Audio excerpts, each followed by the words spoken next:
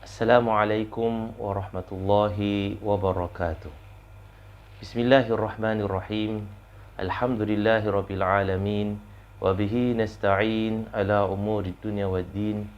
Wassalatu wassalamu ala asyrafil anbiya'i wal mursalin sayyidina Muhammadin wa ala alihi wa sahbihi ajma'in.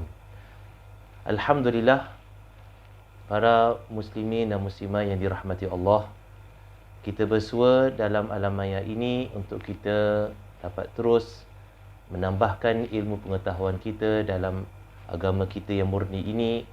Dan semoga dengan demikian Allah Subhanahu Wa Taala menambahkan lagi ketakwaan dalam diri kita, dan juga semoga dengan ketakwaan yang bertingkat di kalangan kaum muslimin, Allah Subhanahu Wa Taala mengangkat wabak dan bencana yang menimpa manusia sekarang ini. Amin ya rabbal alamin. Muslimin dan muslimat dirahmati Allah, pada ketika ini saya ingin berkongsi dengan tuan-tuan dan puan-puan tafsiran daripada satu surah yang masyhur di kalangan masyarakat kita secara khususnya, yang menjadi bacaan di kalangan kita, masyarakat kita, hampir pada setiap malam Jumaat. Dan surah tersebut tidak lain tidak bukan adalah surah Yasin. Surah yang penuh dengan fadilat, surah yang mana namanya juga adalah surah Al-Qadiyah, iaitu surah yang menyampaikan hajat dan mengandungi banyak pengajaran dan pelajaran di dalam surah ini. Surah Yasin ini tidak mengandungi apa-apa hukum fikih. Ia mengandungi banyak cerita, dan ia juga mengandungi perkara-perkara pokok akidah. Seperti percaya kepada Allah Subhanahu Wa Taala, kebesaran Allah Subhanahu Wa Taala, dan tentang hari kiamat. Dan di dalam surah Yasin ini, surah yang panjang ini, terdapat di tengah-tengahnya ayat berkenaan dengan kebesaran Allah Subhanahu Wa Taala. Allah Subhanahu Wa Taala menerangkan ciptaannya yang begitu agung untuk kita merenung dan kita mengambil iktibar. Dan apabila kita merenung dan kita mengambil iktibar dengan hati yang penuh terbuka kepada kebenaran, insya-Allah bagi orang mukmin akan bertambah keimanannya kepada Allah Subhanahu Wa Taala, akan bertambah kukuh ketakwaannya kepada Allah Subhanahu Wa Taala.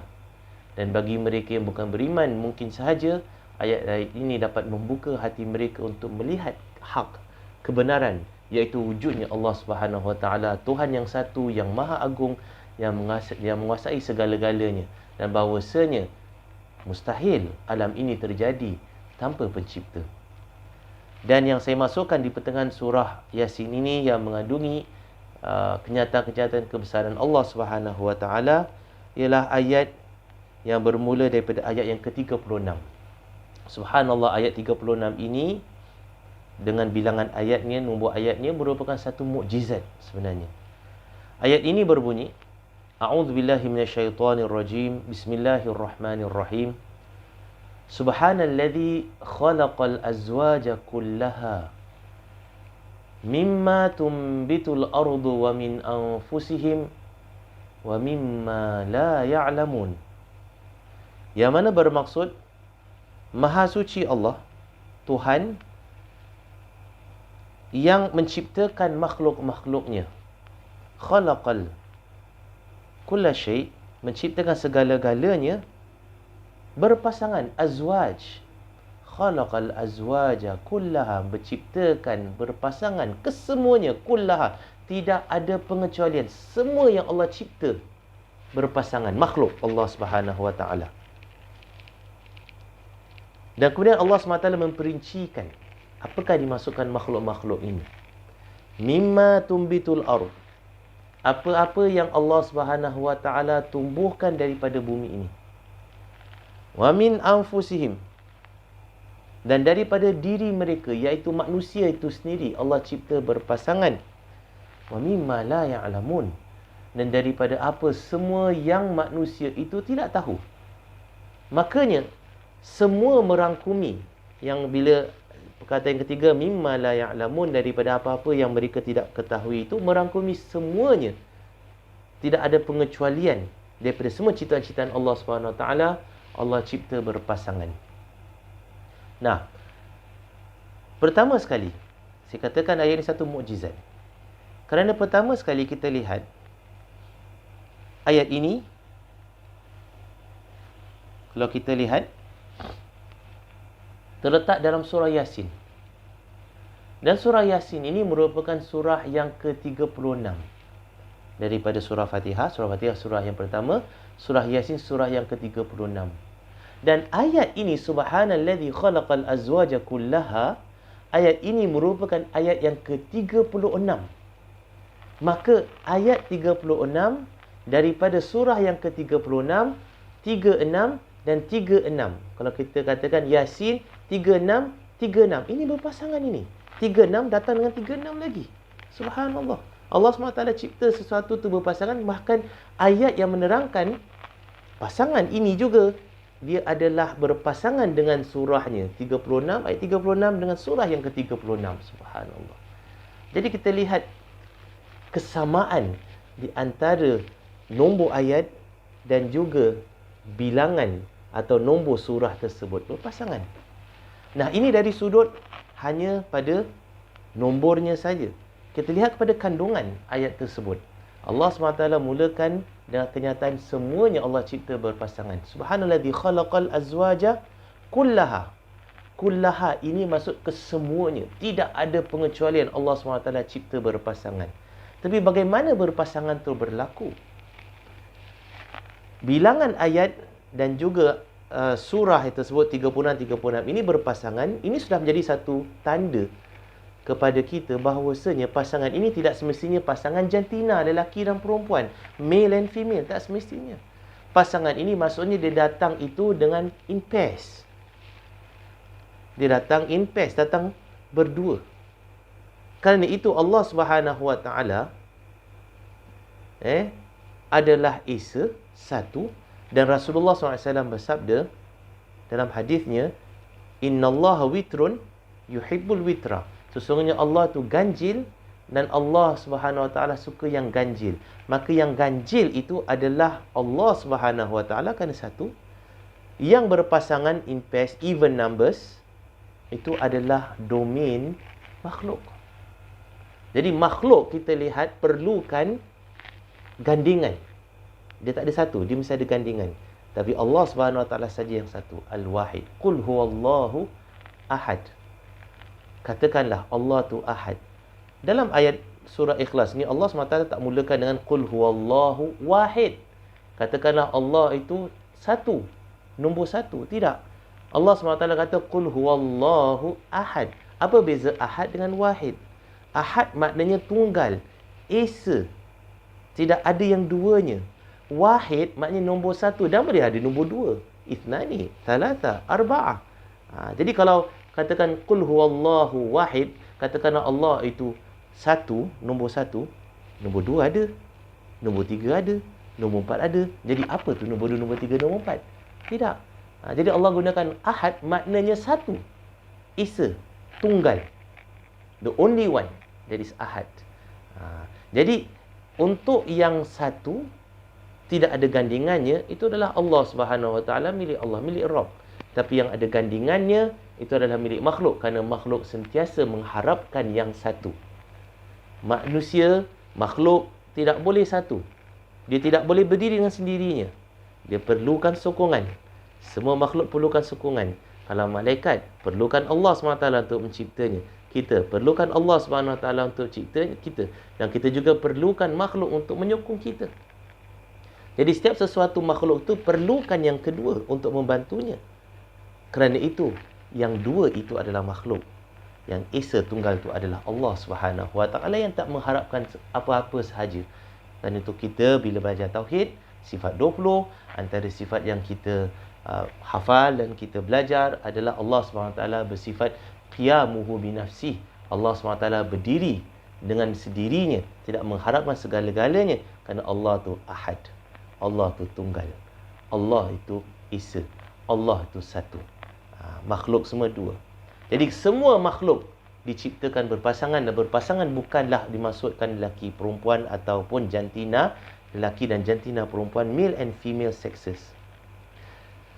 Kemudian Allah SWT katakan, pasangan yang kita faham ini adalah juga bentuk pasangan iaitu lelaki dan perempuan, bila Allah SWT terangkan lebih detail kat situ, mimma tumbitul ardu, daripada apa-apa yang ditumbuhkan oleh bumi. Bumi.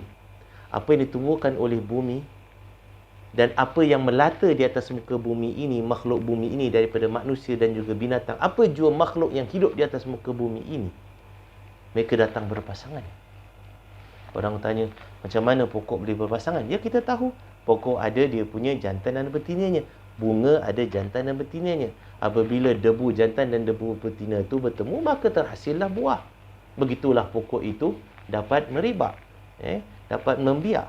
Begitu juga makhluk, begitu juga binatang. Orang kata ada binatang jenis asexual, maknanya dia boleh reproduce by itself. Dia tak perlukan male and female, dia sendiri reproduce itself. Seperti cacing di tanah, earthworm, boleh reproduce itself. Dan juga baru-baru ni laporan Komodo dragon, lizard. Komodo dragon tu jenis lizard, okay? Dan pernah terjadi dalam zoo, dia itu betina, kemudian tiba-tiba dia hamil tanpa ada Komodo dragon yang jantan. Jadi dia hamil dengan sendiri. Orang kata ini sudah macam apa nama, ibu Nabi Isa alaihissalam, Maryam alaihissalam, mengandung dengan sendirinya. Tapi itu beza. Maryam alaihissalam wanita yang terhormat, dan Allah SWT yang meletakkan rohnya dalam diri Maryam. Tetapi ini binatang. Tapi binatang ini tak perlukan jantan untuk dia itu bunting, dan kemudian dia itu keluarkan anak dia, Komodo dragon, yang lizard jugalah. Jadi dia kata, apa yang dikatakan berpasangan di sini? Nah, berpasangan seperti mana saya katakan tadi, bukanlah setakat male and female, tetapi semuanya berpasangan dalam bentuk dia datang berdua. Earthworm, asexual reproduction. Dia tak perlukan sexual reproduction. Dia sendiri boleh lahirkan atau boleh keluarkan earthworm yang anak-anak earthworm. Kenapa? Sebab earthworm tersebut depan dan belakangnya male dan female. Tengah-tengah segmen dia tersebut itu yang bertemu boleh keluarkan baby earthworm. Tetap perlukan bahagian jantan dan bahagian betina. Begitu juga kita lihat Komodo dragon. Dan begitu juga ada ikan di laut yang boleh maknanya bertukar sifatnya daripada jantan kepada betina. Atau betina terus dia itu tanpa jantan, dia keluarkan dia punya anak dia, dan dia membiak. Kenapa? Sebab dalam diri mereka tersebut ada sel yang boleh reproduce. Ada sel yang inseminate, sel yang dikatakan sel jantina jantan, dan juga sel jantina lelaki. Tetap ada dua, tapi dalam badan yang sama. Jadi Allah SWT tak pisahkan alat kelamin ini, jantan dan betina ini, pada dua makhluk yang berbeza seperti manusia. Manusia Allah bezakan, Allah pisahkan jantina jantan dan jantina perempuan ini, jantina betina, jantina jantan, ataupun alat kelamin lelaki, alat kelamin perempuan, dalam dua makhluk yang berbeza yang kita namakan sebagai lelaki dan juga sebagai perempuan. Tapi Allah SWT tak mustahil boleh cantumkan kedua-duanya dalam badan yang sama, seperti Komodo dragon. Jadi dia terhasil seperti earthworm, dan dia terhasil sedemikian. Jadi kita lihat di sini, tetap dia berpasangan, cuma adakah dalam jasad yang satu atau jasad yang berbeza. Tetap diri itu datang berpasangan. Dan bukan setakat manusia, bukan setakat binatang dan juga pokok, malah semua yang ada di atas muka bumi ini datang berpasangan. Nah, di sinilah kita lihat kebesaran Allah SWT. Allah SWT kata, kullaha, semuanya datang berpasangan. Daripada bumi ini, semua datang berpasangan. Lihat saja kepada apa yang menyebabkan sesuatu makhluk itu hidup di atas muka bumi. Apa yang bezakan living things dengan non-living things? Apa yang membezakan batu dan pokok?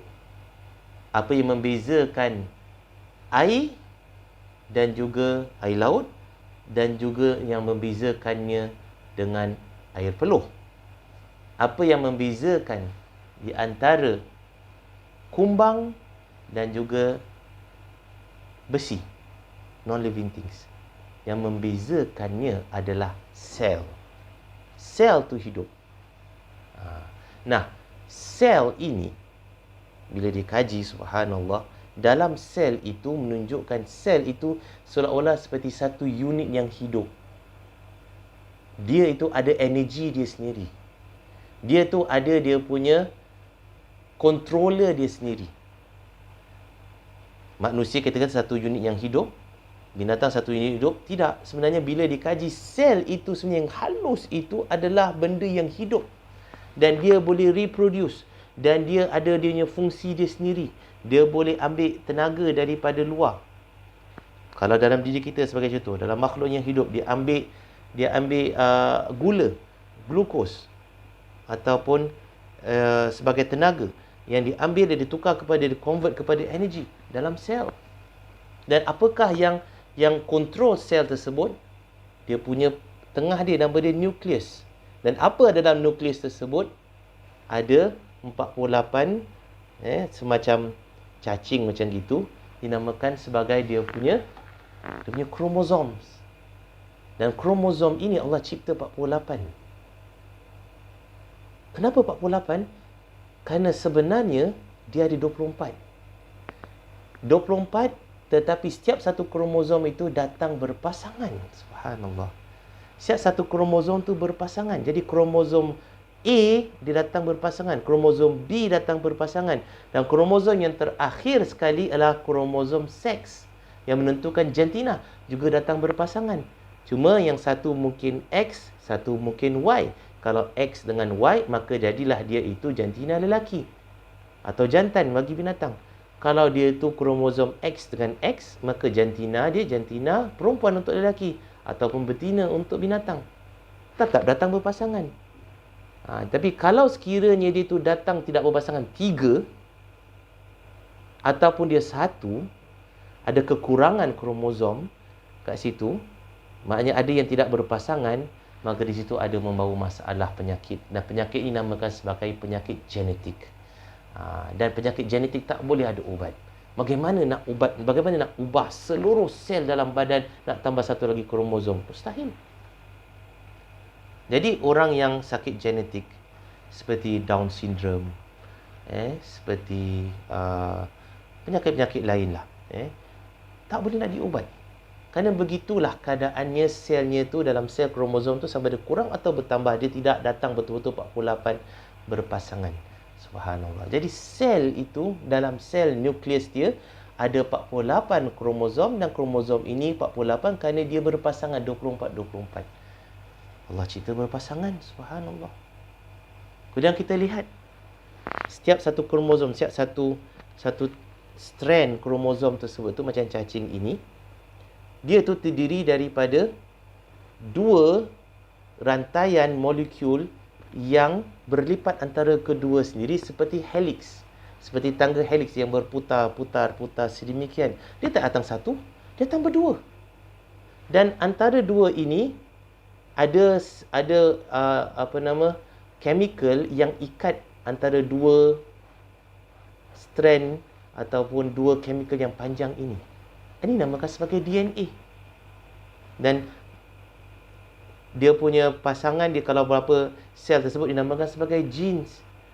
Apabila banyak pasangan tersebut, dinamakan sebagai genom. Jadi setiap satu tu diikat dengan chemical, dan chemical dia ada 2. Kalau di sini chemical dia diikat dengan chemical sini, chemical sini, chemical sini. Jadi ada 4 chemical sebenarnya, 4 kimia yang mengikat 2 tangga ataupun 2 tiang bagi kromosom ini. 4. Dan dia mesti datang berpasangan. ACGT. A dengan C. Saintis akan mengatakan sebagai chemical A. Nama dia punya technical tak perlu kita tahu, boleh cari kalau nak. A dengan C, G dengan T, berpasangan. Jadi Allah SWT dah cipta kromosom itu 48 berpasangan, Dan setiap satu tersebut tu datang berpasangan mesti ada dua. Dan dua ini diikat dengan 4 kimia. Dan 4 kimia ni berpasangan. Yang ini dengan ini, dengan ini, dengan ini. Ini tak boleh dengan ini tak boleh dengan ini. Jadi, semuanya berpasangan, subhanallah. Jadi, bila dikaji dalam lagi sel, menunjukkan betapa benarnya ayat ini, Allah Subhanahu Wa Taala menciptakan segala-galanya berpasangan. Dan ini tidak diketahui oleh manusia. Baru-baru ini baru diketahui oleh manusia. Pada abad yang lepas baru diketahui oleh manusia. Tapi dah disebut oleh Allah Subhanahu Wa Taala dalam Al-Quran 1400 tahun yang dahulu. Tidak lain dan tidak bukan. Ini menunjukkan bukti kebenaran Al-Quran dan sekaligus menunjukkan keagungan ciptaan Allah Subhanahu Wa Taala. Allah tak perlu banyak chemical untuk cipta makhluk ke atas muka bumi ini. Hanya 4 saja chemical ini. ACGT, daripada 4 ini dengan susunannya dalam DNA tersebut, kita lihat keperbagaian yang berpuluh juta makhluk di atas muka bumi ini. Manusia saja dah macam-macam bentuk. Daripada kita lihat satu keluarga sendiri yang mempunyai satu ibu dan bapa, mempunyai DNA yang sama tapi berbentuk dan berbeza-beza hanya dengan sedikit perubahan pada pasangan ACGT ini saja. Bagaimana susunan dia dalam tangga DNA tersebut. Subhanallah. Hanya 4 kalimat dia.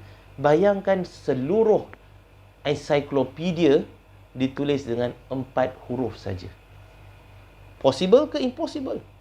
4 huruf saja awak nak tulis seluruh ensiklopedia. Kita dalam kita punya tulisan Rumi ada 28, 29 huruf. Bahasa Arab ada 28, 29 huruf. Ada huruf yang jarang dipakai.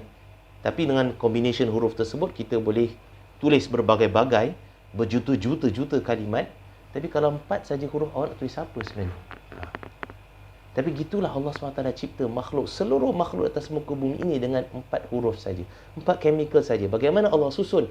Menunjukkan keperbagaian. Dalam satu keluarga ada keperbagaian. Dalam satu kaum, dalam satu puak, walaupun sama bahasa, walaupun sama rupa, sama warna, orang Melayu, orang Cina, orang India, tapi berbeza-beza mereka tersebut hanya dengan 4 saja. Itu baru manusia. Belum lagi masuk spesies-spesies makhluk yang lain. Kita lihat saja nyamuk, berapa banyak jenis nyamuk yang ada. Kita lihat saja cicak, berapa banyak jenis cicak yang ada. Kita lihat saja kucing, berapa banyak jenis kucing yang ada. Bukan bilangan kucing, jenis dia. Kucing Siam ni, kucing hitam tu, kucing putih ini, kucing yang tak berbulunya ada. Kita lihat anjing saja. Anjing, tapi berbagai-bagai jenis anjing ada. Anjing yang panjang badan dia, anjing yang pendek badan dia, anjing yang sangat berbulu sampai tak nampak matanya, anjing yang tinggi, anjing yang rendah, anjing yang buas, anjing yang jinak. Subhanallah. Anjing saja. Daripada 4 huruf. Allah ciptakan spesies dengan berbagai-bagai bentuk. Subhanallah.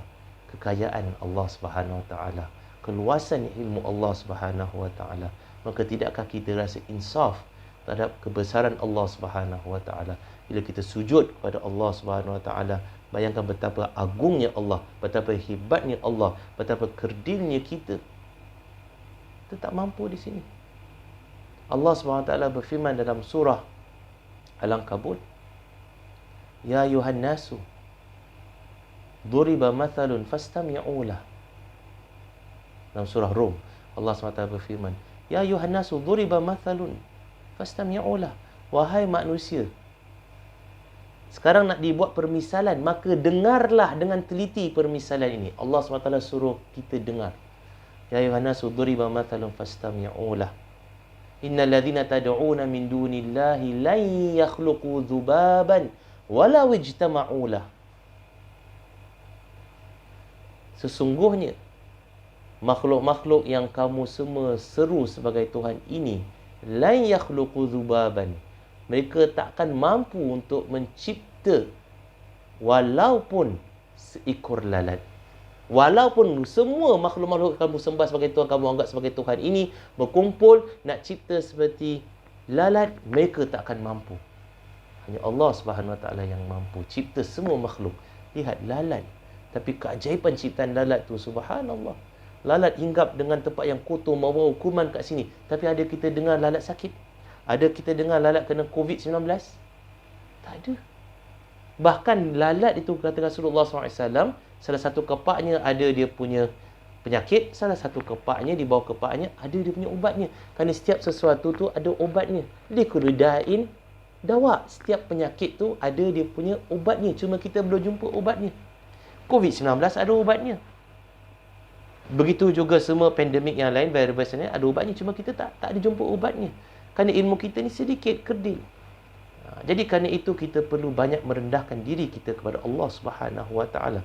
Bila-bila masa Allah Subhanahu Wa Taala nak uji kita, nak beri kita sesuatu, kita takkan mampu nak mengatasinya, kita takkan mampu nak melawannya. Lihat bagaimana Allah Subhanahu Wa Taala utuskan makhluk yang paling kecil, virus, yang katanya daripada binatang. Tukar sedikit je bentuknya. Tukar sedikit je dia punya bentuk, dia punya DNA dia, RNA lah kata untuk virus. Habis manusia tak boleh lawan. Attack manusia, habis manusia. Subhanallah. Kehebatan ciptaan Allah Subhanahu Wa Taala. Maka kita perlu sentiasa bila kita beribadat, kita tunduk pada Allah Subhanahu Wa Taala, kita ingat Allah, kita ingat keagungan Allah Subhanahu Wa Taala. Dan itu sebab Allah Subhanahu Wa Taala bawa cerita-cerita mengenai ciptaan-ciptaannya di dalam Al-Quran yang agung ini agar kita merenung. Dan natijahnya kita dapat merasai keagungan Allah Subhanahu Wa Taala. Jadi itu baru kita lihat pada bumi ini yang makhluk yang hidup. Kita lihat juga makhluk yang tidak hidup, non-living things. Juga makhluk yang hidup, living things. Ni dalam alam fizikal kita. Kita tak nak cerita alam-alam rohani, malaikat, jin dan juga apa-apa yang Allah sebut di alam akhirat, daripada syurga, neraka sebagainya. Itu di luar kemampuan kita untuk kita memikirkannya, kerana ia bukan alam fizikal kita. Dan Allah SWT tak tuntut kita untuk kaji pun, kerana di luar kemampuan kita untuk kaji. Kita kaji apa yang ada dalam fizikal bumi kita ini. Maka dalam alam kita ini, our universe ini, semuanya tercipta daripada atom.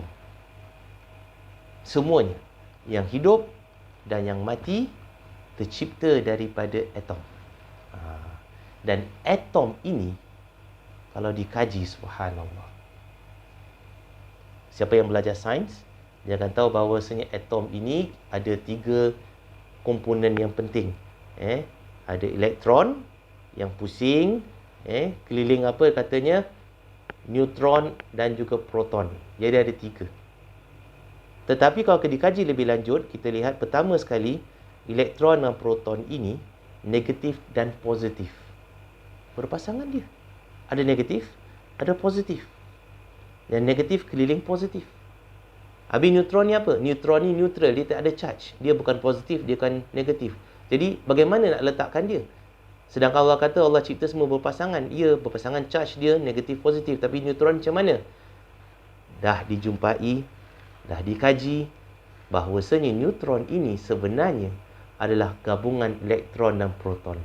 Apabila elektron dan proton ini bercantum, maka terhasillah dia itu neutron. Subhanallah. Dan neutron tu boleh berpecah kepada elektron dan juga neutron.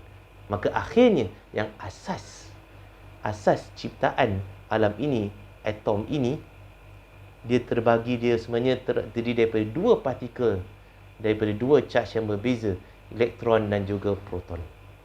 Dan ini 2 sebenarnya ini adalah partikel yang asas. Dan orang tak puas hati. Orang kaji lagi.